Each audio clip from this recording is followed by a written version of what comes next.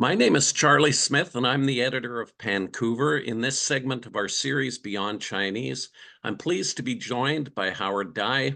He's a Taiwanese actor, writer, director, and theater artist. Howard's a member of the Five Blessings Collective, and he's performed in many shows across Canada.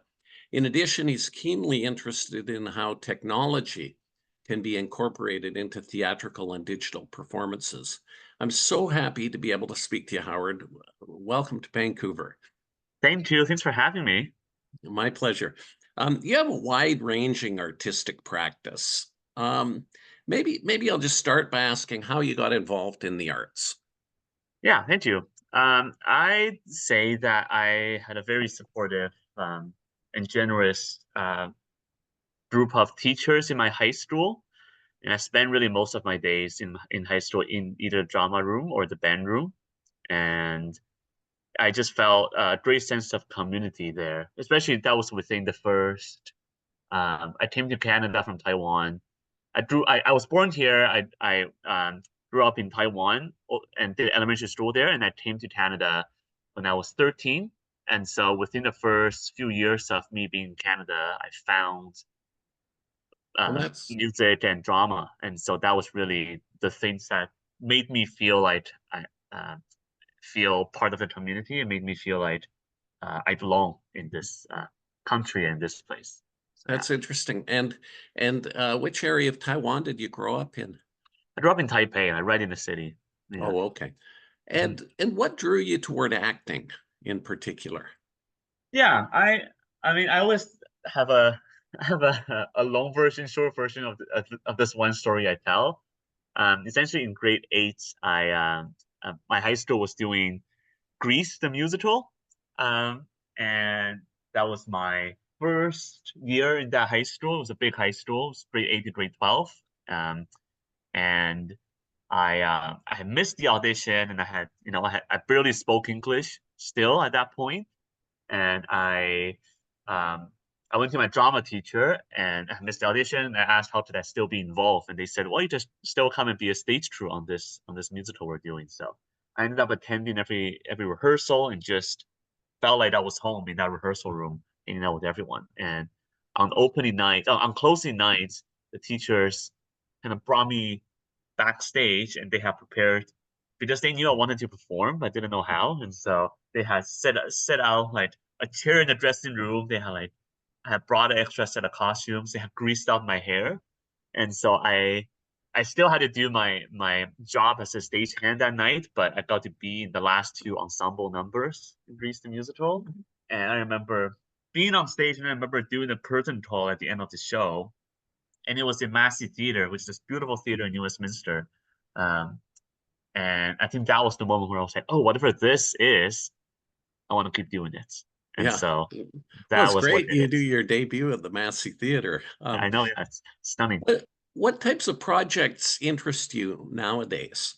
Hmm Um, I really feel like theater really being my first love and really being the thing that drives me. Like between theater and acting, I almost felt like what drives me to theater is the live audience interaction, was really having someone on the other side and getting live feedback, and that manifests in doing a play, doing a performance like that, um, but anything where the audience feedback is immediate and essential to the experience are things that I really enjoy doing. And usually, most of the case, that's theater, but often they manifest in kind of different forms where the person on the other side has just as much um, involvement in this experience we're all having together.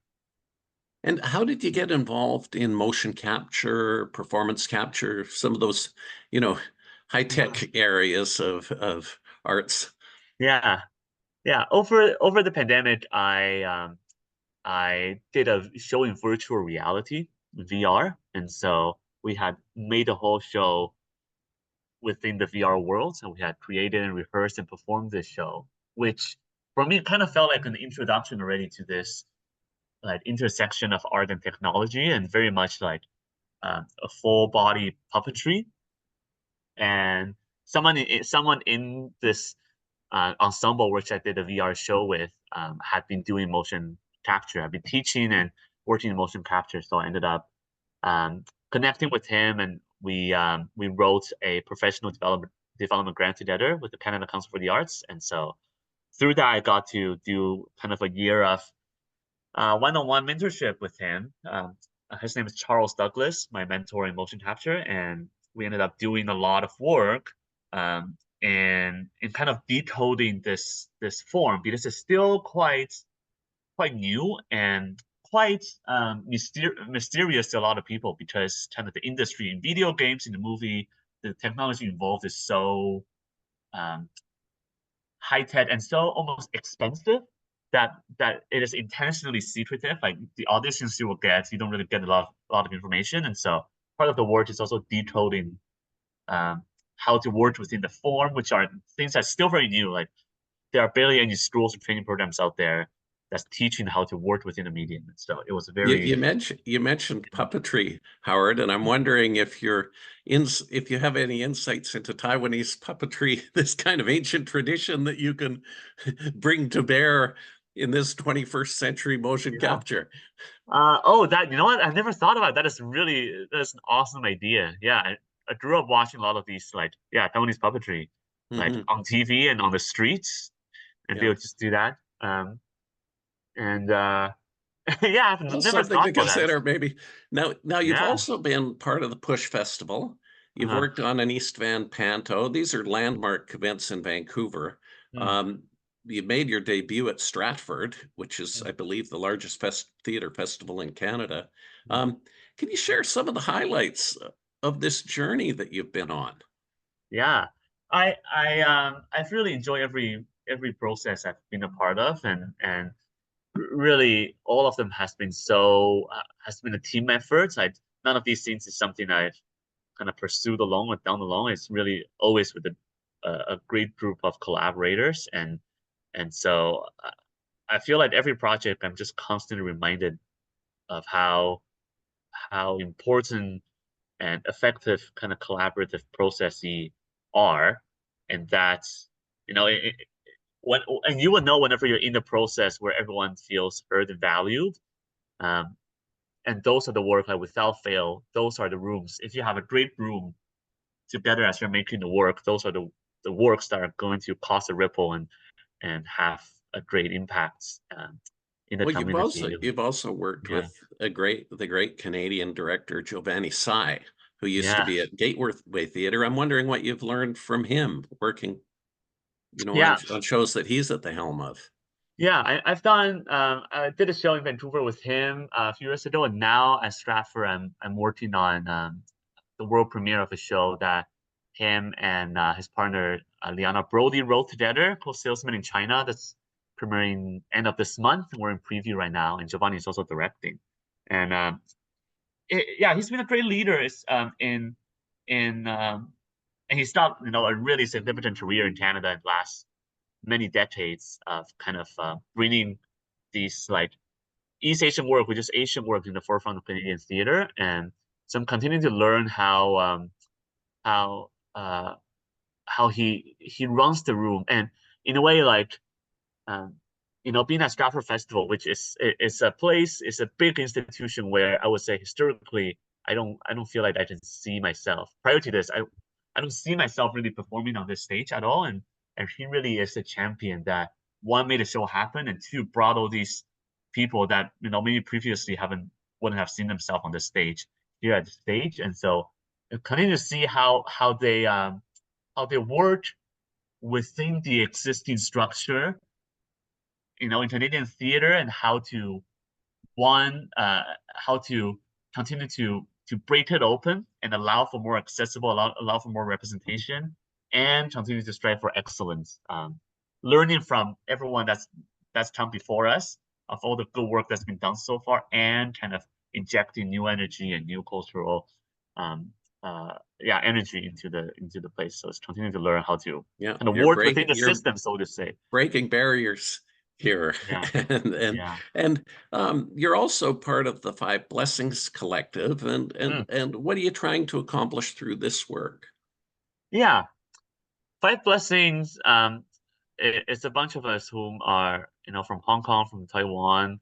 who are first or second generations, and um, it's about making works that are kind of exploring the complexities of these diasporic dynamics. And specifically, we've written these audio plays called A Year of Blessings that we have 5 episodes so far, and uh, it's for young audiences, audio plays surrounding Chinese holidays.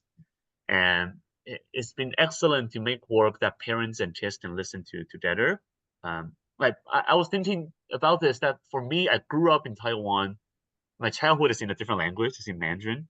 Yeah. And then now, and so the things I grew up, the stories I grew up listening to and grew up knowing and telling, is in a different language. And sometimes we just don't like. Sometimes for a lot of first and second generation, it's that language barrier, or like the stories aren't universal. And so uh, it's been amazing getting to make a work that kind of bridge a gap that help people like me, or help people like like some of our parents, to kind of bridge that gap, and so Well, that we I'm just can, thinking too, you're yeah. really through this work, I wonder, you must be connecting children with grandparents and things Hmm. like that, and crossing that language divide and crossing the cultural divide and all of Totally. And those then things. I know a lot of friends who grew up second generation, who celebrate a lot of these holidays, who do a lot of these traditions in Chinese families without really knowing why, or know how to articulate exactly what it is. And so these are all tools that that yeah, we can help bridge that gap, grandparents and kids listen to together, and help people even my age to kind of really understand what it is that we're doing. Well, Taiwan's interesting too, in that you have, the Taoist, the Buddhist, the Hmm. Christian, that Yeah. there's such a diversity Hmm. of now. Another question, Taiwan's also incredibly vibrant when it comes to arts and culture. Hmm. And I'm wondering if there are things from Taiwan that might have influenced you as an artist here when you're on stage. Hmm. Um, I was also recently thinking about how in elementary school we had these the annual school fair days that we Mhm. would all, every class will have a themed performance that we'll perform for our principal and the parents, and then our entire grade will have these like choreographed big dances that we would do for our parents. Which back then, like I never thought I wanted to be a performer when I was in Taiwan. It was really, these are just things part of the curriculum. But then thinking back, I thought, oh, I've never really experienced stage frights, that even starting to perform on stage, because I was kind of conditioned as a kid to always be performing. And Mhm. and also the other thing being, these days still, like I most of my free time, what I do is I go on YouTube and I watch Taiwanese variety game shows, which are very entertaining. But also for me, some of the new works I'm making these days are a lot of game theater, or interactive theater, where players are actively involved, doing something with the performers, or just doing an action or doing a And do you game. And sometimes like to do game theater where you even bring members of the audience and incorporate them into the show, or? absolutely, yeah. So the goal is like these players are actively participants in the things that they do. So they're constantly playing a game or doing something, and there's a narrative might emerge, or there's some goals that they're trying to pursue in this game.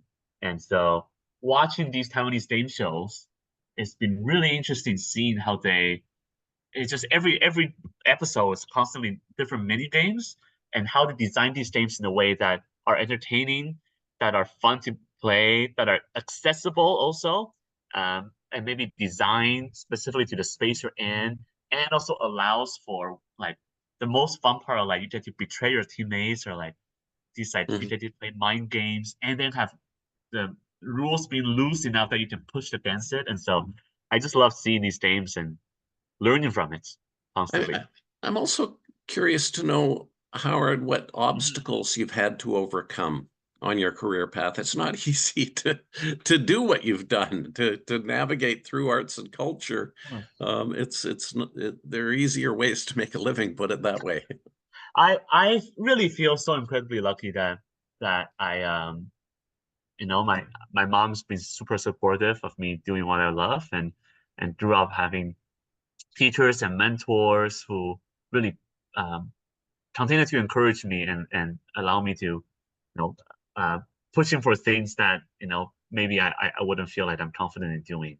And I also want to say, like, I've got a lot of mentors, Chinese and Asian mentors in theater, whom when they started out in theater had to break down a lot of barriers, had to go through it the hard way, and that they've opened these doors for me, and that um, they're pulling me up so that I don't have to go through the same hard path that they've gone through before. And so I've just been so lucky to have these folks. And also part of what I'm doing, like I'm at the point now where, I'm like a few years ahead of the people who's maybe finishing art school right now, and feeling like now I also have the responsibility to do the same thing for them that these people did for me. Yeah, you sound grateful. I'm wondering what advice you might have for these younger performers of Asian ancestry who want to break through and enjoy some of the same types of successes you've had. Um, I'd say there are so many organizations and companies and people who are so eager to invest in your voices, in your stories.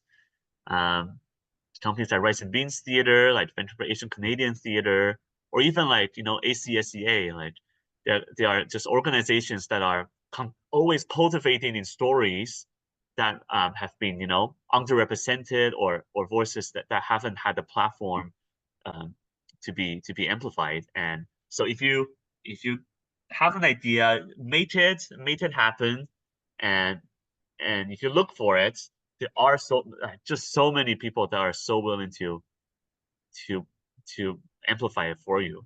Mhm. Um, And, yeah. and and we're doing this project. We call it Beyond Chinese. It's in partnership with the Asian Canadian Special Events Association. And Mhm. the word Chinese has many connotations. For some, it's a language. Others see it as a nationality, maybe an ethnicity or a racial group. I'm Mhm. wondering what goes through your mind if someone were to refer to you, say, as Chinese as opposed to Taiwanese. Mhm. I'm thinking a lot about these days. One, like being in this show in Stratford right now, where it's amazing that I speak only Mandarin in the show, and there are most of the cast who are only speaking Mandarin in the show, and so when we say Chinese, for the most part, what I think people are referring to is Chinese speaking people, and so in this case, it's Mandarin speaking, and and yeah, when people refer me to Chinese as Taiwanese, I mean, most of the time, or I would say 99% of the time, they um they mean no harm. Like Yeah, I don't think that the act of calling me Chinese is actively erasing Taiwan. I think sometimes they need to you can tell in certain contexts where that might be the case, but especially in the Stop Asian Hate movement, all of these, I realized that we kind of have to be united in solidarity on our front, because especially in North America, I think Taiwanese, Chinese, any like Chinese looking folks probably experience the same or similar things here. And so it's always in solidarity. So for the most part, if I get a chance to say that I'm Taiwanese, I love to say it. yeah, Um, Especially now in the Olympics, there's we every 4 years I'm reminded of the fact that yeah. even saying the word Taiwan is seems like a political act. Mhm. And But so you're also talking about the shared eh, kind of lived experiences that you might have in North America. Yeah, correct. Yeah, yeah, exactly. And so but I'm delighted that more and more people know who talent is and knows the political context of what Taiwan is in relations to China and all of that. Um, but for the most part, yeah, I am if I get a chance, I will tell them I'm Taiwanese, but I'm yeah, also always assuming best intention from everyone. Uh, yeah. so when I tell And what are the things about Taiwanese identity that resonate with you, Howard? them. Um, it feels like it's always the resilience, and then like at the Olympics these days, like we're often the underdogs in a lot of the sports, and so it's resilience, and it's about just the how hard work will always make a difference. And there's a Taiwanese idiom, um, in Taiwanese it's 三分天注定，七分靠打拼， and it means like 30% is fate, and 70% is always hard work. Um, and It's a good idiom to live by. yes, yes. Um, And so it's always acknowledging that, like, I arrive with, certain privileges, and I'm lucky to be in many, to be doing well in many ways, but then I still have to meet all of that with hard work. Interesting. Mhm. And you've accomplished a great deal in a relatively short period of time. I'm wondering where you see your career going, say, in the next 3 to 5 years. Mhm. I feel like because I graduated university into the pandemic, and so I feel like I lost in a way many years in my 20s, doing art. So far I've been lucky to be. I've learned a lot about myself as a collaborator in university, in making works in a big group. And so more and more, I think I want to find my voice now as an artist and as a leader in the room, and as someone who's leading the room and making my own work. And I also haven't been back to Taiwan that often, so I'm not trying to go back at least once a year to also just know, in a way, reconnect with the person I grew up, the Mhm. child in me that grew up there, and kind of reconcile what are things I've learned, what's grown within myself, and I think that will really inform my art making going forward.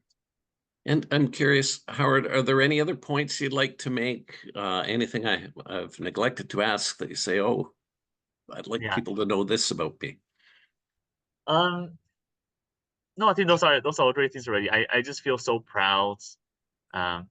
Taiwan Fest being a thing that, like, every September, I remember every September during Taiwan Fest, um, that being a big celebration of Taiwanese arts and culture and food and music, and that, like, Vancouver, and I know in Toronto as well, are places where I think being Taiwanese, that there's a celebration, and I feel recognized, being here. So it's always just like feeling lucky that there are so many people actively working to to create a Taiwanese community here, and so, yeah, especially even you prompting, how does it feel to be told Chinese, um, when I'm in fact Taiwanese? I feel like there are so many people doing that's making Taiwan known, and making Taiwan such a big, place in the community, that I feel comfortable, and I feel lucky that I get to that have so many people in the community that's champion our culture. Yeah.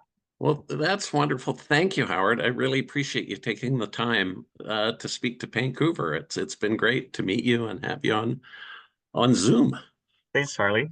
Okay, I've been speaking to Howard Dai. He's a Vancouver actor, writer, director, and theater artist.